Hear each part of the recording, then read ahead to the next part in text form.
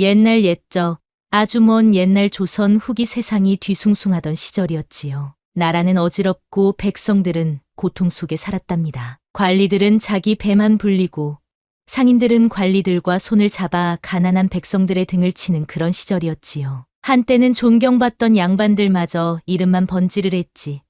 실상은 텅 빈 주머니에 체면만 붙들고 살았답니다. 서울 장안의 거리를 걷다 보면 양반의 의관을 갖춘 이들이 노비들보다 더 처량한 모습으로 구걸하는 광경을 쉽게 볼 수 있었지요. 도성 장터에서는 도적들이 상단을 꾸리고 밤에는 관가의 창고를 털며 낮에는 그 물건들을 당당히 팔기도 했답니다. 양반은 노비보다도 더 천한 값으로 팔리는 그런 어지러운 세상이었지요. 세상이 뒤집혔구나. 개천의 고기가 용이 되고 용이 개천의 고기가 되는 세상이 왔구나. 노인들은 한숨을 쉬며 이 어지러운 세상을 한탄했지요. 혜진은 한양 북촌에 자리한 명문가의 교수였답니다. 아버지는 이조 판서를 지낸 대감이었고 집안은 대대로 벼슬을 이어온 명문 가문이었지요. 하지만 혜진은 어릴 적 어머니를 여의고 아버지가 들인 새 부인 밑에서 자랐답니다. 혜진아, 고개를 바로 들어라. 양반가의 교수는 걸음걸이 하나에도 품위가 있어야 한다. 혜진아,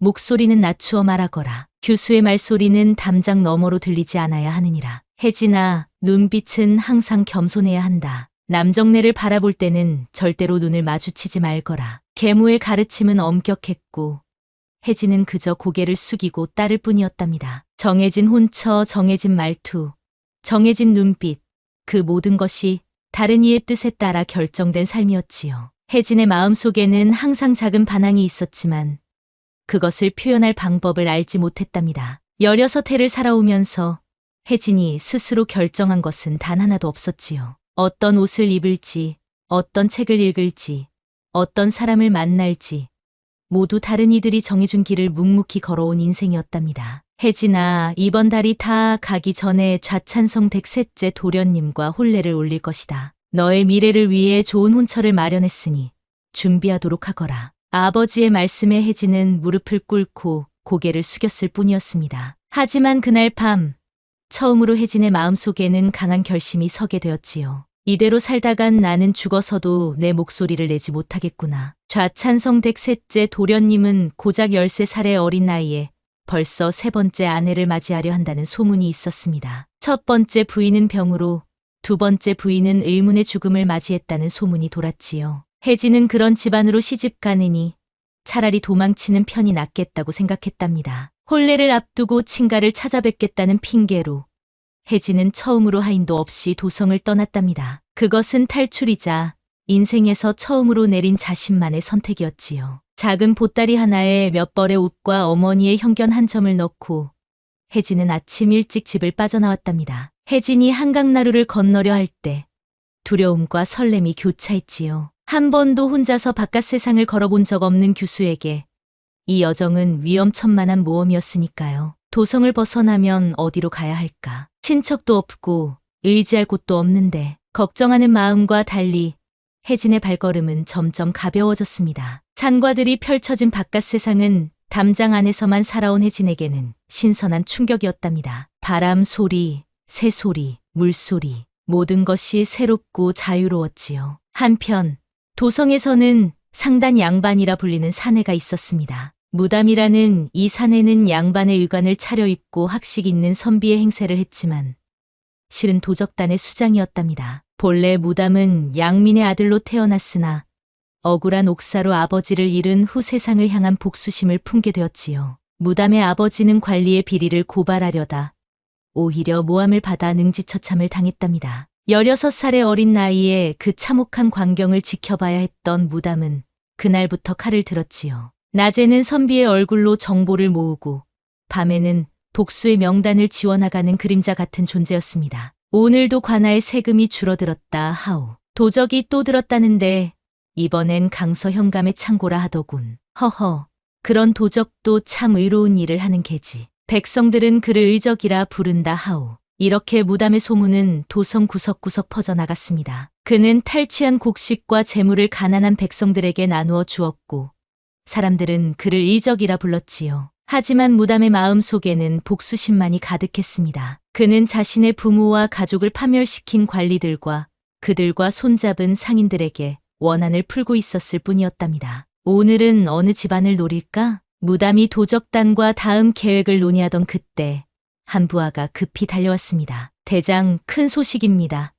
좌찬성 댁에서 셋째 도련님의 혼례를 준비한다고 합니다. 신부는 이조 판서 따님이라 하는데 그 댁 창고에 보관된 예단이 엄청나다고 합니다. 무담의 눈빛이 번쩍 빛났습니다. 좌찬성은 무담의 복수 명단에 있는 인물이었기 때문이지요. 좌찬성은 무담의 아버지를 모함한 관리들 중 하나였답니다. 이조 판서 댁 따님이라 혼례 날짜는 한 달 후라고 합니다. 하지만 신부 규수가 친가에 다녀온다며 도성을 빠져나갔다고 하오. 혼자서? 네, 이상하게도 하인도 없이 홀로 길을 떠났다고 합니다. 무담은 턱을 쓰다듬으며 생각에 잠겼습니다. 이 기회를 놓칠 수 없었지요. 그는 부하들에게 명령을 내렸습니다. 그 규수를 찾아라. 그녀를 통해 좌찬성 댁과 이조 판서 댁의 정보를 얻을 수 있을지도 모른다. 다음 날 혜진은 작은 시골 장터에서 길을 잃고 헤매고 있었습니다. 홀로 여행하는 것이 이렇게 어려울 줄 몰랐지요. 게다가 도성을 벗어나면서부터 누군가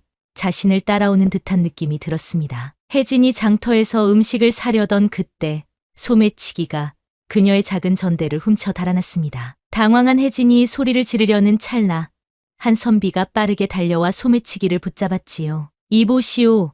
남의 것을 훔치다니 무슨 짓이오. 선비는 소매치기에게서 전대를 되찾아 혜진에게 건네주었습니다. 괜찮으십니까, 아가씨?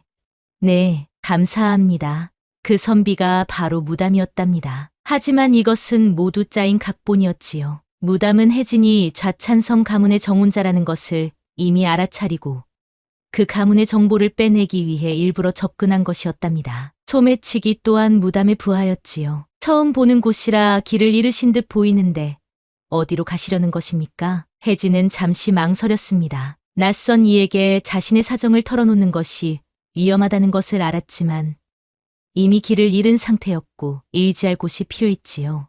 사실 저는 도성에서 왔습니다. 산골에 계신 친척을 찾아가는 길인데 길을 잃었습니다. 무담은 친절하게 미소 지었습니다. 그렇군요.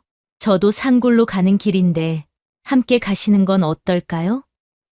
이 근방은 산적들이 많아 위험하기도 합니다. 혜진은 무담의 선비다운 풍채와 학식이 있어 보이는 태도에 안심하고 함께 길을 떠났답니다. 그렇게 며칠을 함께 걸으며 두 사람은 서로에 대해 조금씩 알아가기 시작했지요. 무담은 자신을 서울에서 온 서생이라 소개했고 혜진은 자신의 진짜 신분을 감추고 부유한 상인의 딸이라고 거짓말을 했답니다. 두 사람 모두 서로에게 정체를 숨긴 채 조심스레 대화를 나누었지요. 어느 날 갑자기 봄비가 내리기 시작했습니다. 두 사람은 가까운 여각으로 피했지요. 비는 그치지 않고 계속 내렸고 해가 저물기 시작했습니다. 오늘은 여기서 묵어가야 할 것 같소이다. 하지만 함께 묵는 것은 걱정 마십시오. 제가 바깥에서 지키고 있을 테니 안에서 편히 쉬시지요. 무담의 배려에 혜진은 감동했지만 사실 무담에겐 다른 계획이 있었습니다. 혜진이 잠든 사이 그녀의 보따리를 살펴볼 생각이었지요. 하지만 그날 밤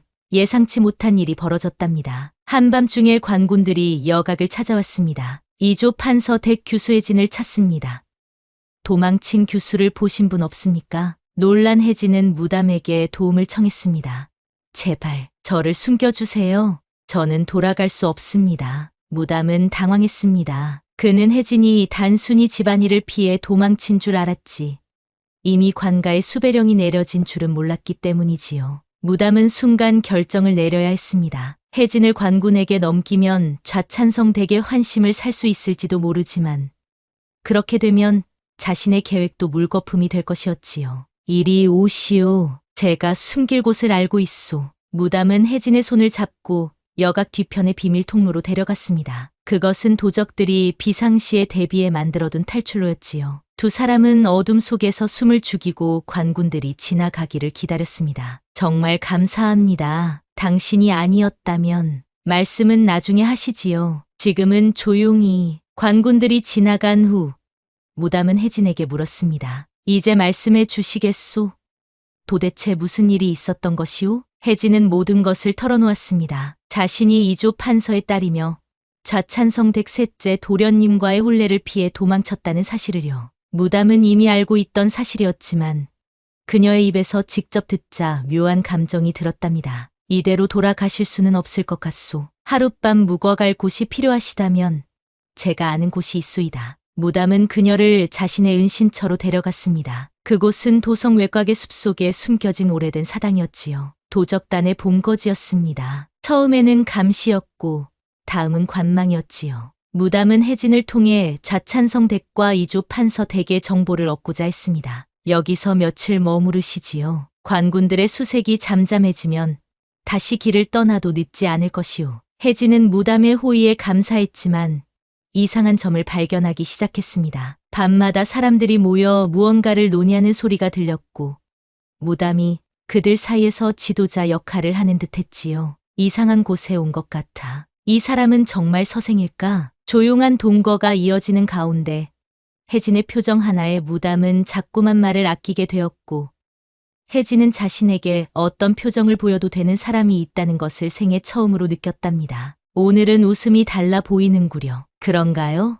어떻게 달라 보이나요? 눈이 웃고 있소. 전에는 입만 웃었는데. 무담의 말에 혜진은 얼굴을 붉혔습니다. 지금까지 자신의 감정에 그렇게 세심하게 주의를 기울인 사람은 없었기 때문이지요. 시간이 흐르면서 무담은 혜진에게 점점 더 마음이 끌렸습니다. 처음에는 단순히 정보를 얻기 위한 수단으로 생각했지만 그녀의 순수함과 억압 속에서도 피어난 강인함에 감동했지요. 혜진 또한 무담의 지혜로움과 배려심에 점점 마음을 열기 시작했답니다. 그러던 어느 날 도적단 내부의 밀정 실수로 혜진이 관군과 연결된 상단 인물에게 납치되고 말았습니다. 그 상단 인물은 무담이 오래전부터 노렸던 원수 중 하나였지요. 이 계집을 미끼로 그 도적을 잡을 수 있을 것이다. 좌찬성 댁에도 큰 공을 세울 수 있겠구나. 납치된 혜진은 처음으로 죽음의 공포를 느꼈습니다. 하지만 그녀는 무담이 자신을 구하러 올 것이라는 희망을 버리지 않았지요.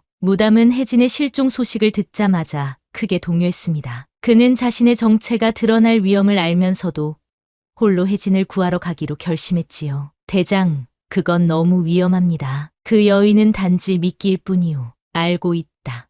하지만 그녀를 그대로 둘 수는 없다. 무담은 밤중에 상단의 저장고로 잠입했습니다. 혜진은 창고 구석에 묶인 채 있었지요. 그녀의 얼굴은 상처로 가득했고 울음 자국이 말라 있었습니다. 저 여인을 내놓게. 그대들이 원하는 것은 나일 터. 내 놈이 그 유명한 도적의 수장이었던가?